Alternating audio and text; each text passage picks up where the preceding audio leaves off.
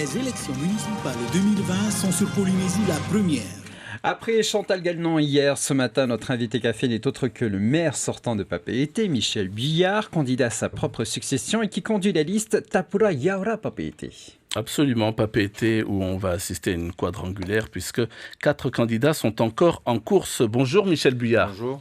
Alors avant d'aller plus loin, peut-être une réaction, puisque vous étiez hier à la séance, donc à l'Assemblée, par rapport donc à ces propos homophobes qui ont été tenus donc sur la toile. Donc les élus, tous bords confondus, ont tenu à réagir. Oui, j'ai vu cette vidéo. J'ai été très scandalisé. Et je profite de l'occasion pour vous dire que je suis de tout cœur avec Tepuaro Iteritei, qui est une jeune femme intelligente, dévouée, et je pense qu'elle a en elle le sens du service public. Donc voilà, c'est ce que je voulais dire. Et par la même occasion, profiter également pour apporter mon soutien à toutes les personnes qui sont en souffrance et qui sont la cible de critiques tout à fait injustifiées, infâmes. Dimanche prochain, vous briguez un 5e mandat consécutif en tant que maire de Papeete. Un objectif, alors on va dire à votre portée quand on regarde le score que vous avez réalisé au soir du premier tour, 49,7% des suffrages. En fait, il vous manquait quelque chose comme 70 voix pour être réélu dès le premier tour. Pour ce deuxième tour, en plus, vos adversaires alors vous facilitent la tâche puisqu'ils partent dispersés, chacun faisant cavalier seul. Bref, qu'est-ce qui pourrait vous empêcher d'être réélu maire de Papeete le dimanche 28 juin, selon vous ? Si vous me permettez une métaphore, c'est une longue épreuve, hein, une épreuve de longue haleine, la préparation des municipales, la campagne elle-même. Voilà, donc j'ai réussi pratiquement toutes les épreuves, il me reste le dernier 100 mètres, et puis j'espère ne pas avoir un claquage, hein, mais je pense que... Et je m'entraîne dur pour cela, que ce soit intellectuellement, physiquement. Donc il faut être prêt pour le dernier round. Alors, c'est marrant ce que je dis parce qu'on a affaire à un boxeur aussi. Mais bon, oui. Non, je suis prêt. Je voudrais profiter de l'occasion qui m'est donnée pour remercier l'ensemble des électeurs qui sont venus, les électeurs qui se sont déplacés pour exprimer leur opinion et ceux qui m'ont fait confiance. Et depuis déjà 4 mandats successifs. Donc vous partez plutôt serein pour ce deuxième tour ? Oui, je suis confiant et puis...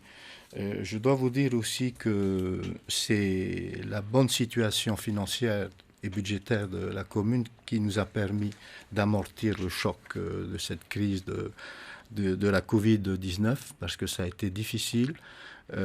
Nous sortons d'une période de 3 mois où il était question d'aide, de dispositifs d'aide à l'emploi. Vous parlez un instant des aides déployées par le territoire pour venir au secours des patentés, des salariés.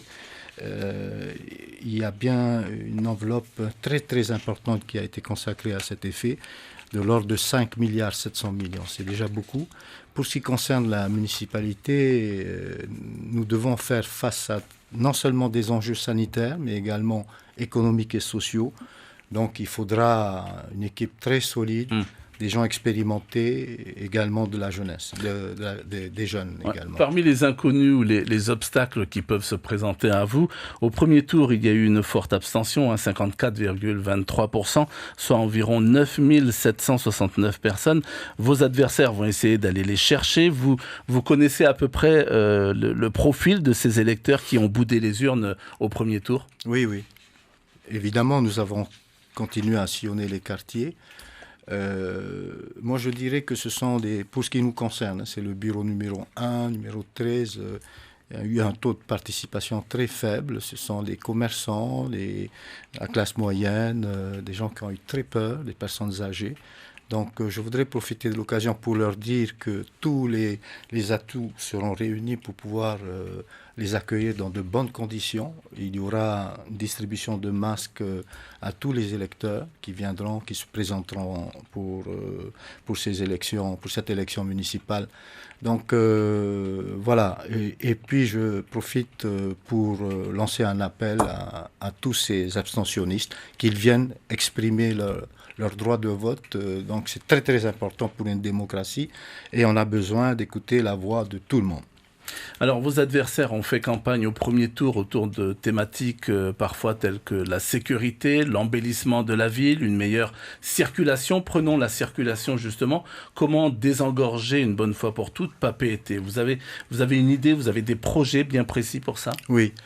Nous allons lancer une véritable campagne d'une politique cyclable avec la construction, la réalisation de pistes cyclables. Nous avons déjà identifié les routes et les voies qui pourraient recevoir ce genre d'infrastructure. Et puis, nous avons commandé un schéma directeur de la politique du vélo. Mais en dehors de ça, je pense qu'avant tout, pour ce qui concerne donc les actions qui relèvent de la compétence de la municipalité, il nous faut mieux organiser le stationnement dans la ville. Actuellement, nous avons 1000 places de stationnement autour des magasins, et puis 3000 qui sont dans des immeubles. Alors, dans les projets qui seront mis en œuvre dans les années qui viennent, il y a près de 1000 à 1500 places de parking qui seront réservées. Je prends l'exemple du terminal croisière. Je me suis battu, j'en ai discuté avec M. Temeharo, qui est également ministre de l'Équipement et qui fait partie de notre équipe. Et donc, pour lui suggérer d'y introduire la construction de 200 places de parking pour pouvoir mieux desservir le centre-ville. Et donc, c'est une réalité. Cette infrastructure sera réalisée aux frais du territoire. J'ai proposé une participation de la commune, mais en l'état, le territoire prendra à sa charge l'ensemble de cette dépense. D'accord. Les délais, c'est quoi? Alors, je pense qu'on aura une période de flottement. Nous sommes prêts à recevoir, vous avez vu qu'il y a une ouverture au tourisme à partir du 15 juillet. Je profite de l'occasion pour vous dire que le grand hôtel qui se trouve sur l'avenue Prince-Inouye ouvrira ses portes le 4 août. Donc on est prêt à affronter ces défis. Il faut absolument relancer la machine économique. Vous voyez, par exemple, nous avons un investissement. Et là, je tiens absolument à ce que ces travaux démarrent au plus vite. Si j'ai le bonheur d'être élu à nouveau, on aura à construire l'école Tamanoui. Ça représente la bagatelle de 700 millions de nos francs pacifiques. Donc le territoire est prêt à investir, la commune également, et l'État. L'État a prévu la construction de la cité judiciaire avec des parkings attenants. Michel Buyard, le 8 juin dernier, un incendie endommageait 3 habitations dans le quartier de Apahere à Mamao. Alors fort heureusement, il n'y a pas eu de victimes à déplorer. À l'origine, une maison a pris feu. L'incendie s'est ensuite propagé à 2 autres maisons dans ce quartier exigu où les habitations sont pratiquement collées les unes aux autres. Et des quartiers comme celui-là, eh bien, il y en a beaucoup dans Papeete. Ça peut donc très bien se reproduire. Qu'avez-vous fait en matière de lutte contre l'habitat insalubre à Papeete? Alors, je m'excuse de revenir un peu à mon parcours qui est très long. J'ai été vice-président, j'ai été député, j'ai été ministre du logement et la problématique du logement, je la connais bien puisque j'ai participé avec l'État, avec l'ancien maire à la construction du lotissement Vetavatava, du lotissement Temauri Village. Je suis allé voir Monseigneur Michel pour l'acquisition des terrains qui se trouvent en hauteur. Vous voyez, les terrains en hauteur qui pouvaient loger des immeubles de rapport. Mais là, on a sacrifié, on a consacré nos fonds pour du logement social. Alors, ceci étant posé, il reste encore des quartiers à résorber, tel que le quartier. Alors, le quartier en particulier, c'est celui de Maman, mais plus particulièrement le quartier Topa Tupuai. Nous avons un projet de résorption de ce quartier-là avec une opération qui concerne, parce qu'il est plus facile pour nous d'opérer librement dans la mesure où nous sommes propriétaires. C'est le quartier Vallon qui fera l'objet d'une opération de résorption du quartier insalubre. D'accord, quand? Nous avons approuvé, avec l'appui du président, le projet au mois de février, et avec bien sûr le ministre du Logement. Et vous voyez par exemple le quartier Topa pourra également être logé dans des immeubles qui seront construits à proximité de Maman-Vallon. D'accord. Alors, dans les quartiers très populaires, à en croire vos adversaires, vous n'avez pas fait grand-chose. Écoutez par exemple ce qu'en pense Tawhiti Nena, candidat, je le rappelle, à la mairie et qui est arrivé deuxième au premier tour. Après 25 ans de gouvernance de la commune du notre maire actuel, je pense qu'il a fait ce qu'il pouvait. On peut le remercier, mais aujourd'hui, les gens veulent le changement. Rien n'a été fait avec Ignoré, rien n'a été fait dans le quartier Estol, Maman Evi, Titioro, Tiperu, rien n'a été fait, à part de les mettre sous perfusion, mais c'est pas cela qu'on veut. Et donc, on sera prêt de mettre un réel programme pour le bien de la population de Papeete, pour le bien des commerçants, pour que Papeete retrouve cette âme. C'était donc Tawhiti Nena, arrivé deuxième au soir du premier tour des municipales sur Papeete. Ça vous inspire quoi, ces propos? Papeete sans âme. Alors, l'âme de Papeete, elle existe depuis toujours. Hein, elle a toujours existé. Nous y avons ajouté une touche beaucoup plus moderne, puisque j'ai créé le carnaval. Nous avons mis en place la promo party. Donc, on a affaire à une ville qui est très animée aujourd'hui. Il y a un foisonnement culturel inédit. Il y a toujours des pièces de théâtre, il y a des concerts de musique, et les établissements de nuit sont animés. Mais en dehors de ça, ce qui est important, et ça je voudrais répondre par rapport à cette question, je ne pense pas que la population des quartiers est sous perfusion, dans la mesure où nous y avons consacré pour le financement des équipements de quartier une somme de 1,110 milliard sur une période de 10 ans.